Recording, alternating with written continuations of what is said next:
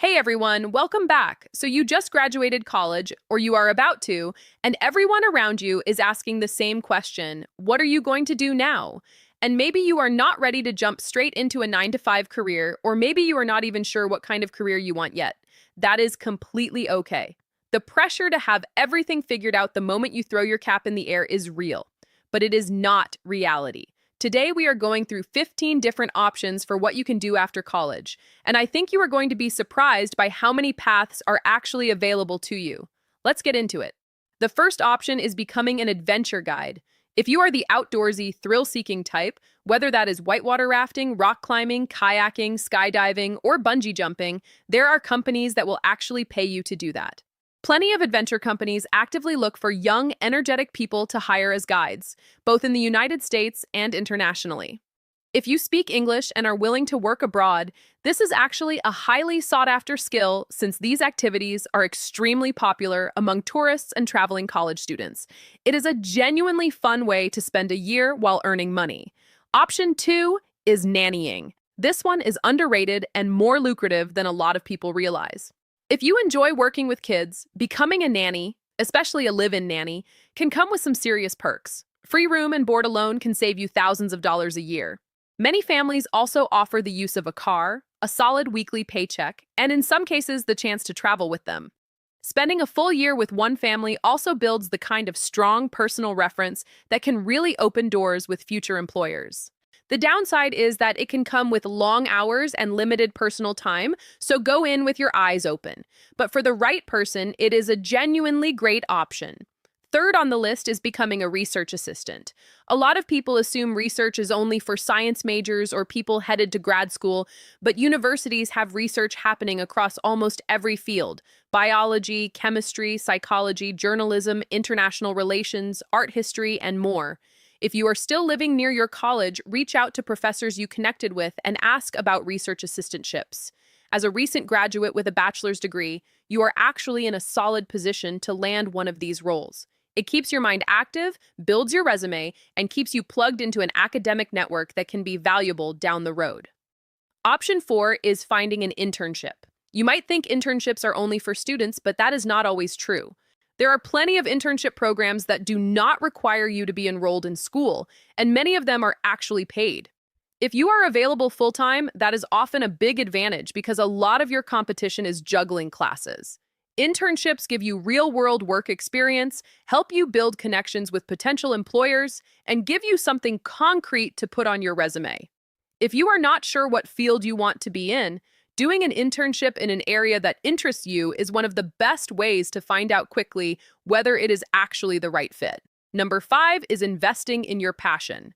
This one is about taking something you already love and figuring out how to turn it into income.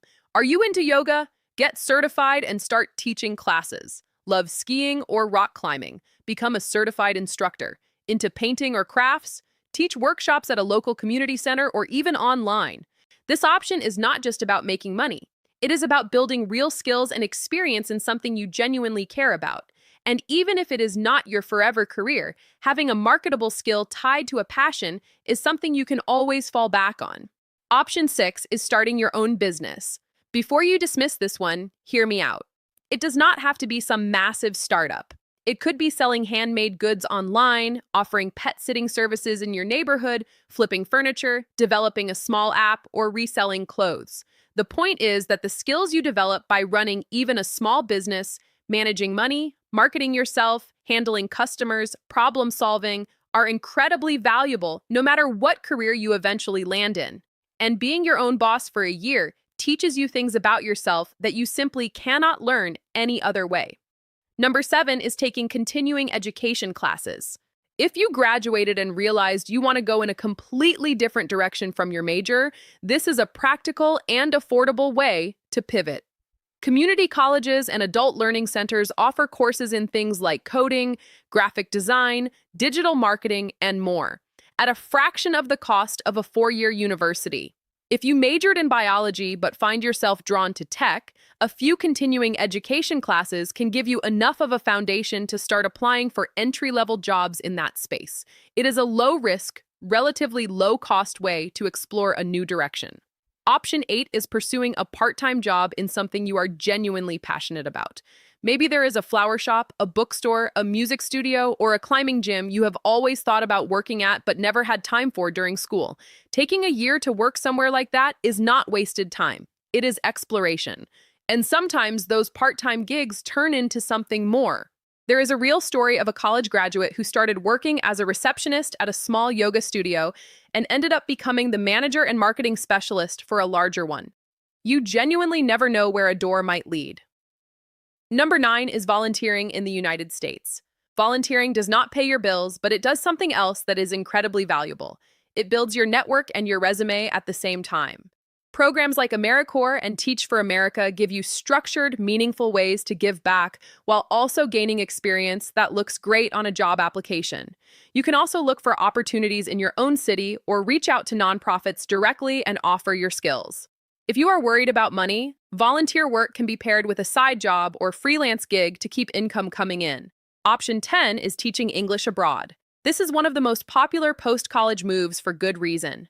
English is one of the most widely spoken languages in the world, and demand for English teachers in countries across Asia, Europe, and Latin America is consistently high.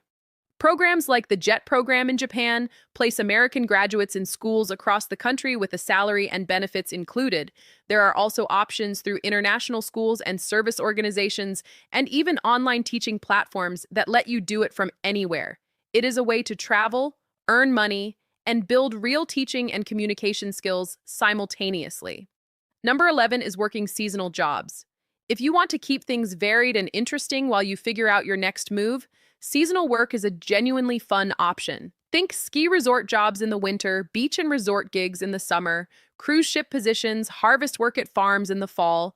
With smart planning, you can actually string together enough seasonal positions to stay employed year-round while seeing completely different parts of the country or world.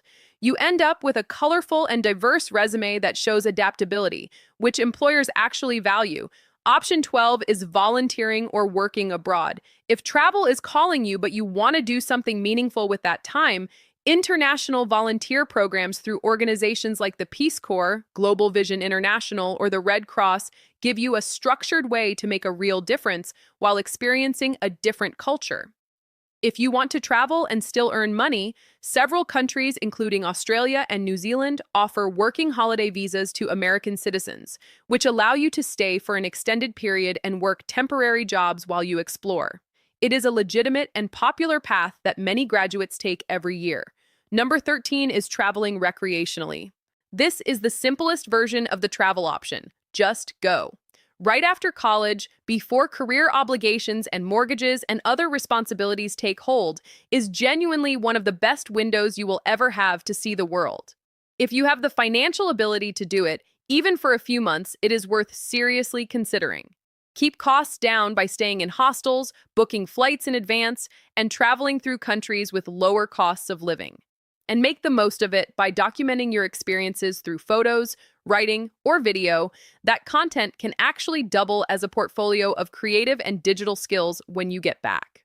Option 14 is working at your college. If you are staying in the area where you went to school, your alma mater might actually be one of your best job prospects. Universities hire people in administration, teaching support, student services, and within academic departments. Working in the same department as your major can be a natural entry point, and many universities offer their employees the opportunity to take classes for free, which means you could work toward a graduate degree while earning a paycheck. It is a stable, familiar environment that can serve as a solid launching pad for what comes next. And the 15th option is organic farming through a program called WWOOF, Worldwide Opportunities on Organic Farms.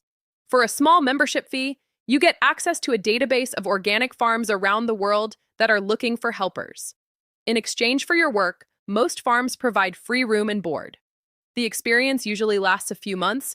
The details are worked out directly between you and the farmer, and you end up with a genuinely unique experience that teaches practical skills, gets you outdoors, and can take you to parts of the world you might never have visited otherwise. So there you have it. 15 very different paths you can take after graduation, none of which involve a traditional 9 to 5 right out of the gate. Whether you want to travel, Build skills, give back, explore a passion, or just take some time to figure out what you actually want. There is an option on that list for you. The most important thing is to be intentional about whatever you choose. Think about how it shapes your story and what it will mean for your future. And remember, the career path rarely goes in a straight line anyway.